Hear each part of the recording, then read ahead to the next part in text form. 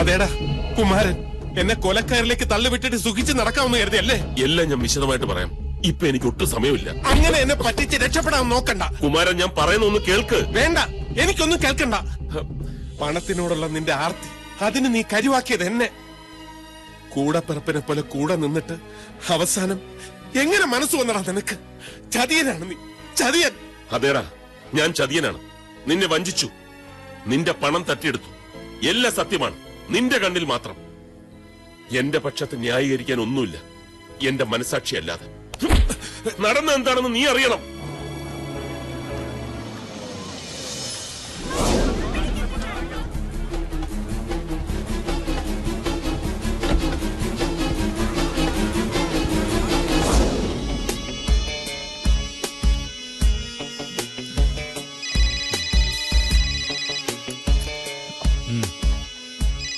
ഇതവനാ സദാശിവൻ. കുറെ നേരം ആയല്ലോ സാറെ വിളിക്കാൻ തുടങ്ങിയിട്ട്. അറ്റൻഡ് ചെയ്യേ. ഹലോ സാർ എവിടെയാ ഉള്ളത്? പകല് മുഴുവൻ ഞാൻ ട്രൈ ചെയ്യായിരുന്നു. ഞാൻ ആകെ പ്രശ്നത്തിലാ. കമ്പനി പൂട്ടി നിങ്ങൾ സ്ഥലം വിട്ടു എന്നാണ് എല്ലാരും പറയുന്നത്. എന്റെ സദാശിവ, താൻ ഇതിലൊക്കെ ഇങ്ങനെ ടെൻഷൻ എടുത്താലോ? Take it easy. ഇത് പണത്തിന്റെ ലോക. ഇവിടെ ഇതും ഇതിന്റെ അപ്പുറവും സംഭവിക്കും. കൂർമ്മ ബുദ്ധിയുള്ളവന് ജയിച്ചു കയറാം, അല്ലാത്തവന് കളിയിൽ തോറ്റ് പിന്മാറാം. സാർ എന്തൊക്കെയാണ് ഈ പറയുന്നത്? എനിക്കൊന്നും മനസ്സിലാവുന്നില്ല. പറയുന്നുവെന്ന് സംഭവിച്ചത് അത് തന്നെ.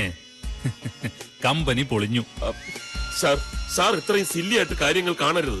തൽക്കാലം എനിക്കെല്ലാം സില്ലിയായേ കാണാൻ പറ്റുള്ളൂ എന്ന് കൂട്ടിക്കോളൂ. അപ്പൊ കമ്പനിയിൽ കാശ് ഇൻവെസ്റ്റ് ചെയ്തവരുടെ കാര്യം? അതൊന്നും താനിപ്പോ അന്വേഷിക്കണ്ട. എന്ന് പറഞ്ഞാൽ എങ്ങനാ? കമ്പനിക്ക് ചില ഉത്തരവാദിത്തങ്ങളില്ലേ? എന്ത് ഉത്തരവാദിത്തം സദാശിവ? താൻ സമാധാനിക്കേ. ആ കുമാരന്റെ കാശെങ്കിലും ഞാൻ നിർബന്ധിച്ചിട്ടാണ് സാർ അവരിതിനകത്ത് ഇൻവെസ്റ്റ് ചെയ്തത്. അക്കാര്യത്തിൽ എനിക്ക് എല്ലാവരും ഒരുപോലെയാ. കുമാരൻ എന്നതൊക്കെ തന്റെ വിഷയം. ആ പിന്നെ പെട്ടെന്ന് കയറി പണക്കാരനാവാനുള്ള ശ്രമത്തില് ഒന്ന് വീണെന്നൊക്കെ വരും. അത് സാരമില്ല. ആ തൽക്കാലം താൻ എന്തെങ്കിലുമൊക്കെ ചെയ്യേ. Hello sir.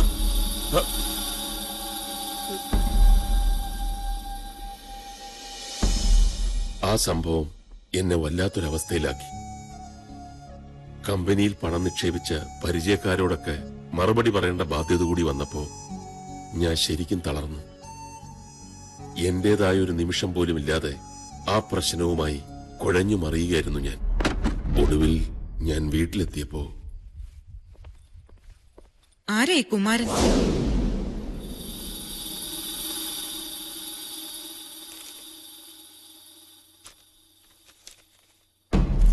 സ്നേഹമുള്ള സദാശിവന്, ജീവിതത്തിലെ എല്ലാ പ്രതീക്ഷകളും നഷ്ടപ്പെട്ട എന്നെ പ്രലോഭനങ്ങൾ നൽകി വീണ്ടും ഒരു ദുരന്തത്തിലേക്ക് തള്ളിവിടുകയാണ് നീ ചെയ്തത്. ഈ പഴയ സുഹൃത്തിനോട് അത് വേണ്ടായിരുന്നു. എന്റെ കയ്യിൽ നിന്ന് നീ തട്ടിയെടുത്ത പണം ഇന്ന് എന്റെ ജീവിതത്തിന് തന്നെ അന്ത്യം കുറിക്കുകയാണ്. നന്ദിയുണ്ട്, ഒരുപാട്. ഒരു പാവം മനുഷ്യനെ ആത്മഹത്യയിലേക്ക് നയിക്കാൻ മാത്രം ക്രൂരമായ മനസ്സാണ് എന്റെ ഭർത്താവിന്റേതെന്ന് ഞാൻ അറിഞ്ഞില്ല. ഏത് ഗംഗയിൽ മുങ്ങിക്കുളിച്ച നമ്മൾ ഈ പാപം കഴുകി കളയാ? സുമി, ഞാനിതൊന്നും പ്രതീക്ഷിച്ചിരുന്നില്ല. എന്ത് തന്നെയായാലും ഒരു കാര്യം, അല്പമെങ്കിലും കുറ്റബോധം തോന്നുന്നുണ്ടെങ്കിൽ അവിടെ ചെന്ന് സംഭവിച്ച തെറ്റിനുള്ള പ്രായശ്ചിത്തം ചെയ്യണം.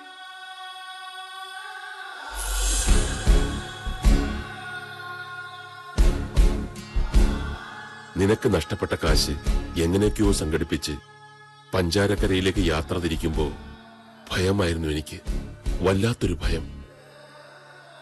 ഒപ്പം മനസ്സുരുകി പ്രാർത്ഥിക്കുകയായിരുന്നു ഞാൻ. നീ എഴുതിയ പോലൊന്നും സംഭവിച്ചിട്ടുണ്ടാകരുതേ എന്ന്. അവിടെ വന്നിറങ്ങിയപ്പോ എന്റെ പ്രാർത്ഥന ദൈവം കേട്ടില്ലെന്ന് തോന്നി. പിന്നെ എല്ലാറ്റിനെയും അതിജീവിക്കാനായി എന്റെ ശ്രമം. എല്ലാം തുറന്നു പറയാനുള്ള ധൈര്യം എനിക്ക് നഷ്ടപ്പെട്ടിരുന്നു. ഒരപരിചിതന്റെ വേഷം സ്വയം ഏറ്റെടുത്തണിഞ്ഞു. ഓരോരുത്തരുടെയും വ്യാഖ്യാനങ്ങളിൽ ഞാൻ ആരൊക്കെയോ ആയി. നിന്റെ ബോഡിയും കാത്തുള്ള ഓരോ നിമിഷവും എന്റെ ഉള്ളു പിടഞ്ഞത് ആരും അറിഞ്ഞില്ല.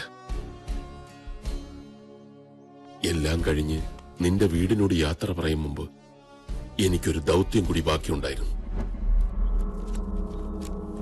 പിന്നൊരു കാര്യം, ഇനി മേലാൽ അതും ഇതും എന്നൊക്കെ പറഞ്ഞു കുമാരന്റെ വീടിന്റെ പരിസരത്ത് വല്ലതും ചെന്ന? ഇല്ല, എന്തിനു പോണം? എന്റെ കാശ് കിട്ടിയല്ലോ. ഞങ്ങള് പലിശക്കാർക്ക് അങ്ങനെയൊന്നുമില്ല. മുതലും പലിശയും തിരിച്ചു കിട്ടിയാ മതി. നമ്മൾ രണ്ടുപേരും ചതിക്കപ്പെട്ടവരാണ്. അതിന്റെ വിഷമവും പറഞ്ഞ് കൈയും കെട്ടി നോക്കിയിരുന്നാ പറ്റില്ല. നഷ്ടപ്പെട്ടതെല്ലാം അവരിൽ നിന്ന് തന്നെ തിരിച്ചു പിടിക്കണം. അതിനുള്ള പിടിവള്ളി എനിക്ക് കിട്ടിയിട്ടുണ്ട്. അവർക്കിടയിൽ നിന്ന് തന്നെ എത്രയും പെട്ടെന്ന് അവന്റെ അടുത്തെത്തണം. അഷ്റഫ്, കമ്പനി ഷെയറിലെ 80% ഇപ്പോൾ നമ്മളുടെ കയ്യിലല്ലേ?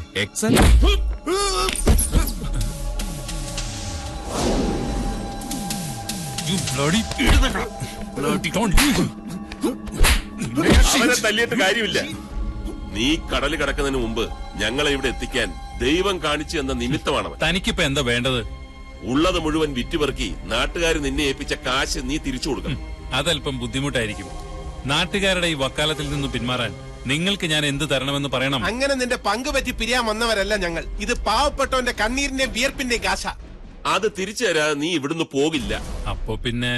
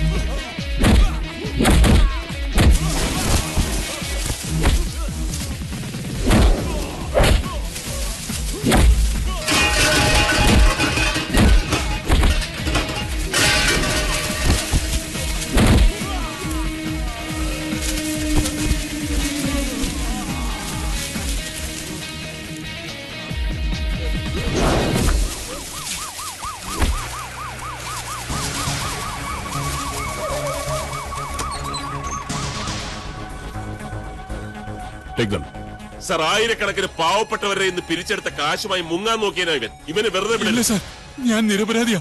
എന്നെ രക്ഷിക്കണം. ആരെ രക്ഷിക്കണം, ആരെ ശിക്ഷിക്കണമെന്ന് എനിക്കറിയാം. സാർ, ഇവനെ ഞങ്ങൾക്ക് വിട്ടുതരണം. നോ, ഇവനെ നിയമത്തിന് മുന്നിൽ കൊണ്ടുവന്നാലേ നാട്ടുകാരുടെ കാശ് തിരിച്ചു കിട്ടൂ.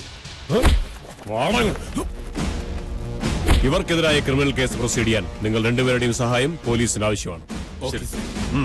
നടക്കടാ.